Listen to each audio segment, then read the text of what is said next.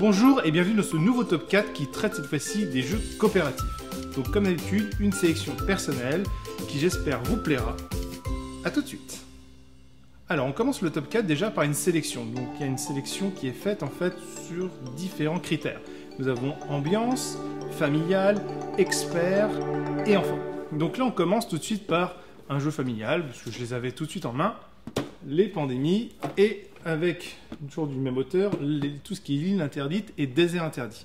Donc là je les ai mis tous ensemble parce que je trouve que là on est sur des jeux qui sont très proches.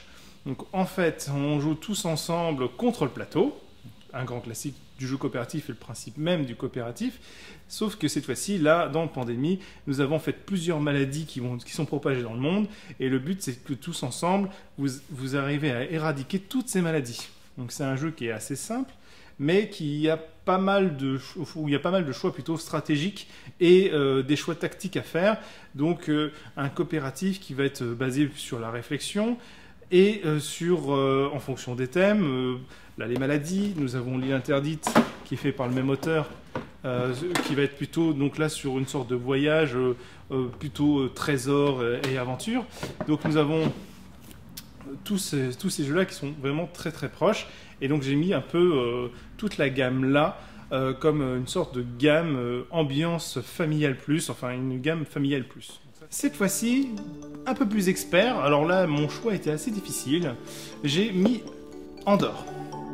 Donc en fait, Andorre, c'est un jeu coopératif où on joue aussi contre le plateau, mais cette fois-ci sur un thème médiéval fantastique qui va rappeler un peu l'épopée du Seigneur des Anneaux, où chaque joueur va incarner un personnage et va devoir affronter les différentes épreuves. Et ce qui est très intéressant dans ce jeu, c'est que nous avons en fait toute une suite de quêtes. Donc premier scénario va être un scénario introductif, après nous avons une première bataille et ainsi de suite, et tout va s'enchaîner comme ça. Et il y a différentes extensions qui existent qui vont permettre en fait d'enchaîner différents types de scénarios, différents types d'épopées.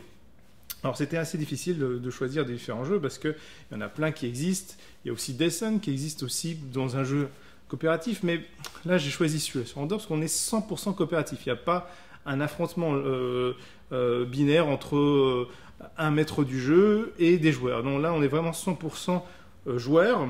Et j'ai pris un peu ce jeu-là aussi pour une sorte de ratio, en fait, temps de jeu, apprentissage, parce que dans Andorre, il y a l'avantage de pouvoir apprendre les règles directement en jouant. C'est-à-dire qu'on va ouvrir le livret de règles, poser le plateau et apprendre à jouer avec les premières quêtes. Ce qui est très intéressant, contrairement à d'autres jeux.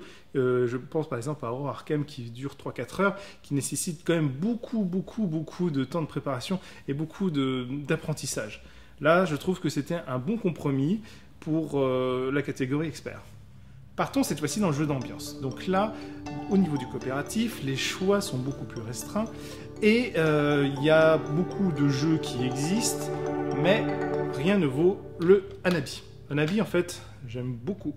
Parce que là, on est dans un coopératif, on doit réaliser en fait différentes suites. Alors, ils appellent ça bien sûr des feux d'artifice pour la mécanique, mais ça reste quand même une mécanique relativement abstraite, mais qui a des avantages très intéressants. C'est que déjà, les cartes vont être mises à l'envers, et il va y avoir un échange qui va se faire entre les joueurs d'informations pour essayer de deviner quelle carte on possède, sans trop donner d'informations, parce que plus on donne d'informations, plus on risque de perdre contre le plateau. Il y a une sorte de petit timer qui est représenté par des jetons, qui est très bien fait. Et il faut pouvoir réaliser les suites sans se tromper, parce que si on se trompe, c'est pareil. On risque de tout faire exploser. On n'a le droit qu'à 3 échecs. Donc c'est un jeu qui mixe énormément de choses. Et c'est un jeu qui joue donc de 2 à 5 joueurs, qui est relativement rapide et qui se rejoue très bien parce que ça permet de se perfectionner et ça reste quand même du jeu d'ambiance quand même, jeu d'ambiance relativement posé quand même parce qu'il y a un côté coopératif qui est extrêmement important sur l'échange et ouais, c'est vraiment sur beaucoup de critères un bon petit jeu, je pense qu'il est incontournable sur tous les jeux coopératifs on va dire de cette gamme là.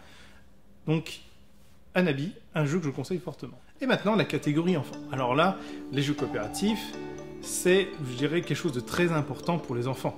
On voit beaucoup de jeux d'éveil et beaucoup de jeux, on va dire, d'apprentissage on va dire, sur le thème de la mémoire ou sur la réflexion.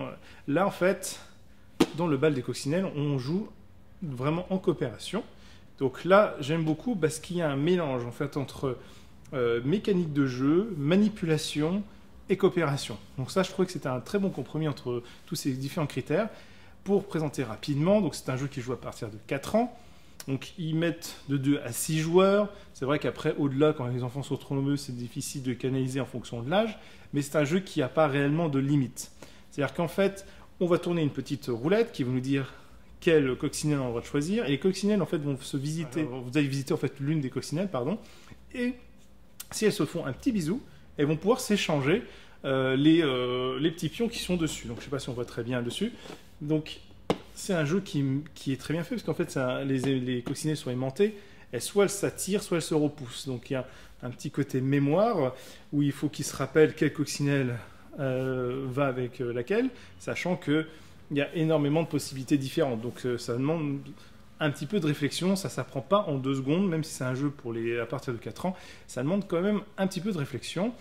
Et le but, c'est de pouvoir échanger toutes les couleurs, c'est-à-dire qu'il faut au moins 5 couleurs sur une coccinelle, sur les 8 couleurs présentes, pour pouvoir partir au bal. Donc quand ils ont fait tout ça, ils gagnent, sachant qu'ils jouent contre une sorte de timer, c'est-à-dire que s'ils tombent en fait sur une petite feuille avec la roulette, une petite fourmi arrive, et si toutes les fourmis, ils ont perdu. Donc c'est un jeu qui est vraiment très intéressant, très riche, très simple pour un jeu de coopération pour les petits, et que je conseille aussi fortement, parce qu'il remplit, comme je disais tout à l'heure, différents critères que je trouve assez essentiels.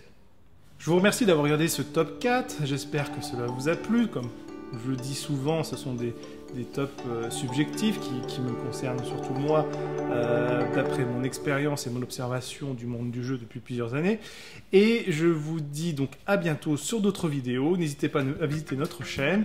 Nous avons d'autres tops, d'autres vidéos concernant, on va dire, la présentation des jeux ou des reportages. Donc je vous dis à bientôt sur Amal TV.